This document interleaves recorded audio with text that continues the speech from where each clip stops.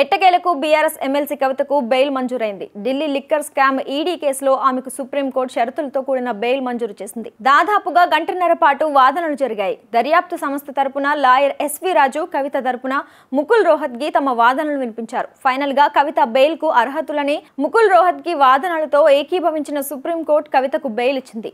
దేశంలోనే అగ్రశ్రేణి న్యాయవాదులలో ఒకరిగా ముకుల్ రోహత్గి కొనసాగుతున్నారు. ఈ క్రమంలో కవిత తరపు లాయర్ ముకుల్ రోహత్గి గురించి పెద్ద ఎత్తున చర్చ నడుస్తోంది. ఆయనకు క్లయింట్స్ ఇచ్చే ఫీజుపై కూడా ఆసక్తి నెలకొంది. తమ కేసులను వాదించుకునేందుకు ఈయన నియమించుకోవాలంటే గంటల సమయం లెక్కన ఫీజు చెల్లించాల్సి ఉంటుంది. ఈయన గంటకు 10 లక్షల నుంచి 15 లక్షల వరకు ఫీజు ఛార్జ్ చేస్తారని చెబుతుంటారు. ఇక న్యాయ నిపుణుడే కాక వివిధ క్లిష్టమైన కేసులను కూడా ఒంటి చేత్తో గెలిచిన వ్యక్తిగా రోహత్గికి పేరుంది. Delhi high court judge Mukul Rohatgi 1955 August 17న ముంబైలో జన్మించాడు. గతంలో ఢిల్లీ హైకోర్టులో న్యాయమూర్తిగా పనిచేశారు.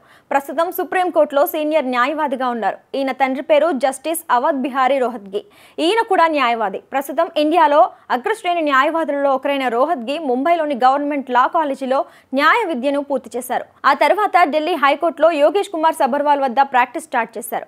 అలా అంచెలంచెలుగా ఎదిగారు. ముకుల్ వసుదా రోహత్గిని వివాహం చేసుకున్నారు. ఈమె కూడా లాయర్. వీరికి నిఖిల్ రోహత్గి, సమీర్ రోహత్గి అనే 2 కుమారులు కూడా ఉన్నారు. భారత ప్రభుత్వం ముకుల్ రోహత్గి 1999 నవంబర్లో ఈయనకి 5 ఏళ్ల పాటు భారత అదనపు సోలిసిటర్ జనరల్ గా నియమించింది. తర్వాత 19 జూన్ 2014 నుండి 18 జూన్ 2017 వరకు ఎన్డీఏ ప్రభుత్వంలో భారతదేశ అటార్నీ జనరల్ గా నియమితులయ్యారు. ముకుల్ తన పదవీ కాలంలో ట్రిపుల్ తలాక్, మణిపూర్ నకిలీ ఎన్కౌంటర్ కేసు, జాతీయ న్యాయ నియామకాల కమిషన్, ఆధార్ కేసు వంటి విజయవంతమైన కేసులను వాదించారు. అటల్ బిహారీ వాజ్పేయి ప్రభుత్వం హయాంలో లా ఆఫీసర్ గా కూడా పనిచేసిన రోహత్గి 2002 అల్లర్లు, బూటకప్పు ఎన్కౌంటర్ కేసులలో గుజరాత్ ప్రభుత్వం తరపున సుప్రీంకోర్టులో వాదించారు.